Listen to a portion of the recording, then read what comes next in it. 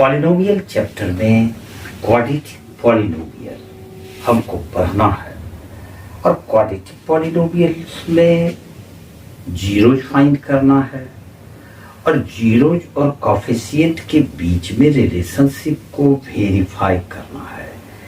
एक एग्जांपल से हम लोग देखेंगे कि उसके रिलेशनशिप को किस तरह से हम वेरीफाई करेंगे और फिर हम लोग ये भी देखेंगे कि आखिर ये रिलेशनशिप बना कैसे, कहाँ से हमने इस रिलेशनशिप को फाइंड किया। ये वीडियो क्लास 10 वाले स्टूडेंट के लिए काफ़ी इम्पोर्टेंट है। मैं जरूर कहूँगा कि आप इस वीडियो के अंत तक देखें जिसकी आपको ये पता चले कि ये रिलेशनशिप जिसको हम वेरीफाई कर रहे हैं आखिर ये रिलेशनशिप बना कैसे, तो इसको भी देखिए। तो सबसे पहले हम लोग एक एग्जांपल लेते हैं, एक पॉलिनोमियल लेते हैं। f(x) एक पॉलिनोमियल है, क्वाड्रेटिक पॉलिनोमियल x² + 7x + 12। अब सबसे पहले हमको इसका जीरोज फाइंड करना है। तो जीरोज फाइंड करने के लिए हम लोग f(x) को जीरो करेंगे। तो जैसे ही हम लोग f(x) = 0 लिखेंगे तो ये जो क्वाड्रेटिक पॉलिनोमियल है x² + 7x + 12 = 0। अब यहाँ पर इसको फैक्टराइज करना पड़ेगा और ये एक ट्राइनोमियल फैक्टराइजेशन होगा जिसमें कि हम लोग मिडिल टर्म को स्प्लिट करेंगे। तो यहाँ पर x² का कोफिशिएंट 1 है तो 1 को मल्टीप्लाई करेंगे हम लोग कांस्टेंट टर्म 12 से। तो ये 1 × 12 12 हो गया। फिर इसका फैक्टर जब निकालेंगे तो 2 से 6, 2 से 3। हमारे पास इसका 3 फैक्टर्स है, 2, 2 और 3। ये 3 फैक्टर से हमको 2 फैक्टर बना लेना है जिससे कि ये 7 हो जाए। तो जाहिर है कि हम ये 4 × 3 अगर ले लेते हैं तो ये 4 × 3 12 आ जाएगा प्रोडक्ट, और 4 + 3 करेंगे तो ये मिडिल टर्म 7 आ जाएगा। 7 को स्प्लिट कर दिए हम 4 और 3 में, इसीलिए इस टाइप के फैक्टराइजेशन को स्प्लिटिंग ऑफ मिडिल टर्म भी बोला जाता है। तो हम लोग इसको लिखेंगे x² + 4x + 3x + 12 = 0।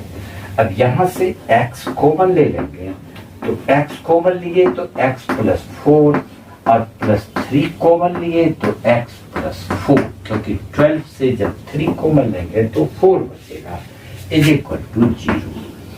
अब यहाँ से x + 4 और यहाँ से x + 4 कॉमन हो गया तो बच जाता है x + 3 = 0। अब जब x + 4 को 0 रखेंगे, x + 4 अगर हम 0 करते हैं तो therefore x = -4, और जब x + 3 को 0 रखेंगे तो x = -3 हो जाएगा। इसका मतलब हमारे पास x का ये 2 वैल्यूज है, -4 और -3, यही दोनों इसका जीरोज है। तो जीरोज = -4 और -3। अब ये जो 2 जीरोज है हम लोग इसमें से एक को अल्फा मान लेते हैं, तो मान लेते हैं अल्फा = -4, बीटा = -3। अल्फा और बीटा हमको प्राप्त हो चुका है। अब देखते हैं कोफिशिएंट्स क्या है। तो x² का कोफिशिएंट 1 है, यानी कि a = 1 है। b = x का कोफिशिएंट होगा जो कि 7 है, तो b = 7 और कांस्टेंट टर्म c 12 है। ये हम फाइंड कर लेते हैं। उसके बाद अब रिलेशनशिप को वेरीफाई करेंगे। तो रिलेशनशिप को जब हम वेरीफाई करेंगे तो हम लोग जानते हैं alpha + beta sum of the roots -b/a। अब अल्फा कितना है, तो अल्फा -4 और बीटा -3, तो -4 + -3 ब्रैकेट में रख लो =-b, b = 7, a = 1, that is 7/1। -4 plus -3 is equal to -7, यानी -7 इज इक्वल टू -7, ये वेरीफाई हो गया।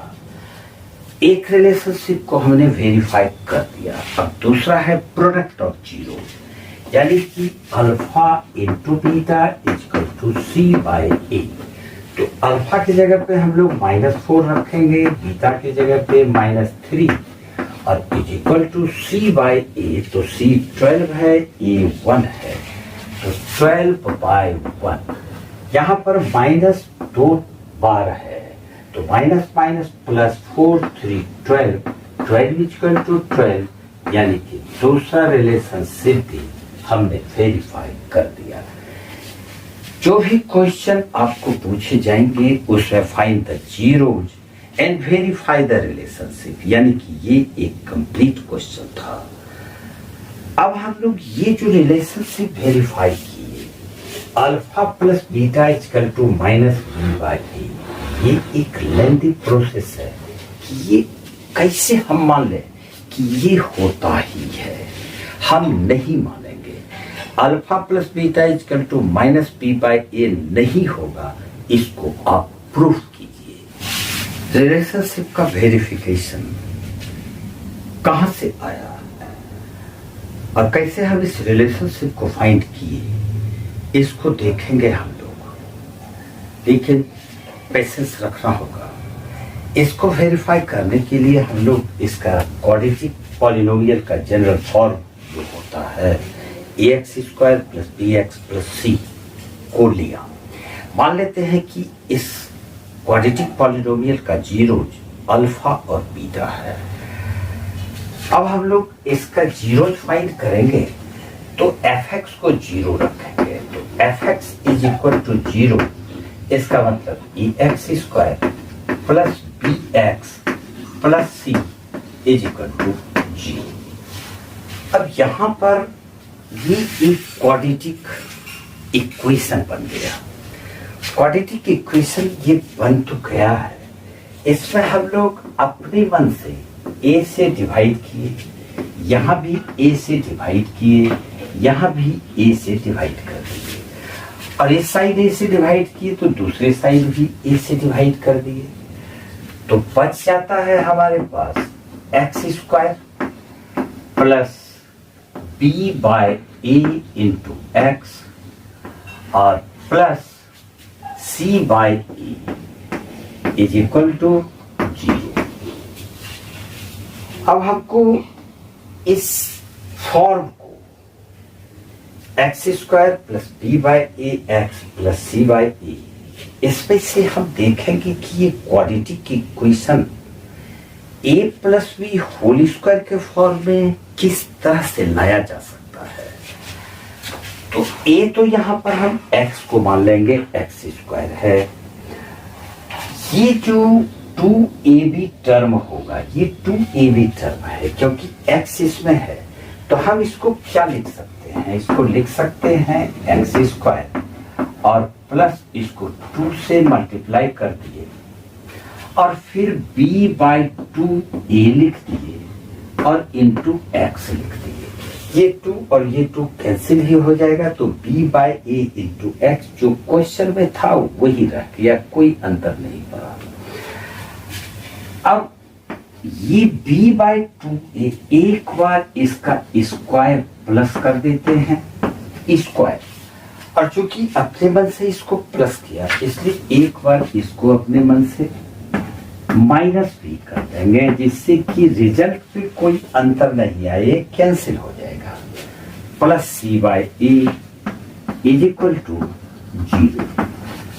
अब हम लोग देखते हैं ये टर्म a हो गया तो a², ये टर्म b हो गया b² प्लस 2ab के फॉर्म में है, तो हम इसको लिखते हैं a plus b a plus b का होल स्क्वायर, और यहां पर पड़ जाता है -b/2a का होल स्क्वायर प्लस c/a। इस दोनों टर्म को हम राइट साइड ले जाएंगे तो ये माइनस वाला टर्म प्लस हो जाएगा, यानी B square by 4a square हो जाएगा, और ये प्लस सी बाई इधर आके माइनस सी बाई ए हो जाएगा। अब दोनों साइड अगर हम स्क्वायर रूट ले लेते हैं तो taking square root both side, तो लेफ्ट साइड वाले का स्क्वायर कैंसिल हो जाएगा, तो ये बच जाता है x plus b by 2a is equal to, लेकिन इधर स्क्वायर रूट हो जाएगा, तो ये स्क्वायर रूट ले लेंगे और इसका एलसीएम ले लेंगे, तो ये 4a स्क्वायर हो गया, b स्क्वायर और माइनस a से डिवाइड देंगे 4a इंटू सी 4ac। अब यहां से x का वैल्यू हो जाएगा ये b बाई 2 जो कि 2a प्लस है, इस साइड आके माइनस हो जाएगा, यानी x इज इक्वल टू, लेकिन एक बात यहाँ पर है, जब हमने स्क्वायर रूट लिया तो ये प्लस भी होगा और माइनस भी होगा, किसी भी नंबर का स्क्वायर रूट प्लस भी होगा माइनस भी होगा, तो ये हम इसको प्लस और माइनस दोनों ले लेंगे। अब ये प्लस बी बाई 2 को दूसरे साइड ले जाएंगे तो माइनस बी बाई 2a और प्लस माइनस स्क्वायर रूट, नीचे में जो 4a स्क्वायर है स्क्वायर रूट के अंदर वो 2a हो जाएगा, लेकिन ऊपर वाले को स्क्वायर रूट में ही रखेंगे, तो b स्क्वायर माइनस 4ac और बाय हो जाएगा ये 4a स्क्वायर, स्क्वायर रूट से बाहर आके 2a हो जाएगा। अब यहाँ पर x का दो वैल्यू आ जाएगा, एक आ जाएगा minus b by 2a plus b square minus 4ac by 2a, और दूसरा वैल्यू आ जाएगा minus b by 2a minus square root b square minus 4ac by 2a। ये जो दो वैल्यूज x का आया यही इसका जीरोज है, तो इसका दो जीरोज आ गया, मान लेते हैं एक जीरो है, ये माइनस b बाई 2a और प्लस एक प्लस में लेंगे बी स्क्वायर माइनस 4ac और ये स्क्वायर रूट में और बाई 2a, और दूसरा हो जाएगा beta equal to minus b by 2a, और ये माइनस ले लेंगे क्योंकि एक बार प्लस लिए तो दूसरा माइनस ले लेंगे, minus b square minus 4ac और बाय हो गया 2a, लेकिन इसको स्क्वायर रूट में रखेंगे। ये दो जीरोज हमको फाइंड हो गया, और कोफिशिएंट जो इसका है तो a ही है, b ही है और c है। यहाँ पर a x स्क्वायर का कोफिशिएंट a है, x का कोफिशिएंट b यानी b है और कांस्टेंट टर्म c है। अब हम लोग देखते हैं कि वो रिलेशनशिप क्या सत्य है या नहीं है। दोनों रिलेशनशिप में सबसे पहले सम ऑफ जीरोस देखते हैं, तो sum of zero is equal to alpha plus beta. Alpha plus beta दोनों का वैल्यू अब सब्स्टिट्यूट करते हैं, तो alpha equal to minus b by 2a और plus b square minus 4ac square root और डिवाइडेड बाई 2a, फिर plus लिखेंगे बीटा, तो बीटा ये वैल्यू है, दोनों निगेटिव है, तो माइनस बी बाई 2a और minus b square minus 4ac square root by 2a, इसको एक बार ब्रैकेट में रख देते हैं, is equal to minus b by 2a और plus b square minus 4ac by 2a square root और फिर plus minus minus b by 2a और ये प्लस और ये minus minus b square minus 4ac square root और पाई हो गया 2a। यहाँ पर कैंसिल हो जाएगा ये वाला टर्म, ये प्लस है और ये माइनस है, minus b by 2a minus b by 2a minus 2 into b by 2a, ये 2 कैंसिल हो जाएगा, is equal to minus b by a। ये माइनस b बाई a क्या फाइंड हुआ, ये सम ऑफ जीरोज है, तो हम कर सकते हैं alpha plus beta is equal to minus b by a, और इसी फॉर्मूला का हम लोग यूज करते हैं। दूसरा वाला प्रोडक्ट ऑफ जीरो, उसको भी देख लेते हैं। Alpha into beta is equal to alpha is equal to minus b by two a minus b by two a plus b square minus 4ac square root by 2a bracket में रखेंगे into beta. Beta में दोनों negative है, तो इस negative से हम negative बाहर कॉमन ले लें, तो यहाँ पर बच जाएगा दोनों positive b by 2a plus b square minus 4ac square root और डिवाइडेड बाई 2a, और ये करली ब्रैकेट में रखेंगे। अब ये माइनस को बाहर निकाल लेंगे तो बच जाएगा हमारे पास minus b by 2a plus b square minus 4ac by 2a और plus b by 2a plus b square minus 4ac by 2a, a minus b into a plus b. इस टर्म को अगर हम a मान लेते हैं तो a minus b a plus b यानी a square minus b square लिखेंगे।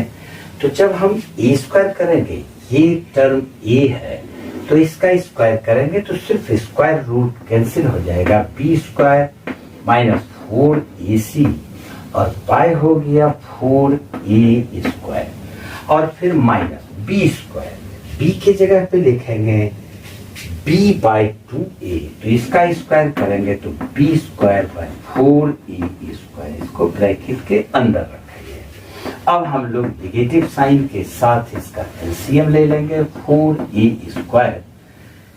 दोनों का डिनोमिनेटर सेम है, न्यूमरेटर को ऐड कर दो, b स्क्वायर माइनस 4ac और फिर ये minus b square bracket close, ये minus b square plus b square cancel is equal to minus, और यहां भी माइनस है तो ये minus minus plus 4ac by 4a square, यहां पर एक कैंसिल हो जाएगा, 4 कैंसिल हो जाएगा equal to c by a। ये c बाय a क्या फाइंड हुआ, तो प्रोडक्ट ऑफ जीरो, तो हम दूसरा relationship alpha into beta equal to c by a, और इसी दोनों रिलेशनशिप का हम लोग यूज करते हैं। मैं सजेस्ट करूंगा कि इस रिलेशनशिप को आप अपने तरह से वेरीफाई या प्रूव कर लें। आगे एग्जामिनेशन में इस तरह के क्वेश्चन को सॉल्व करने में आपको कभी भी समस्या नहीं आएगी।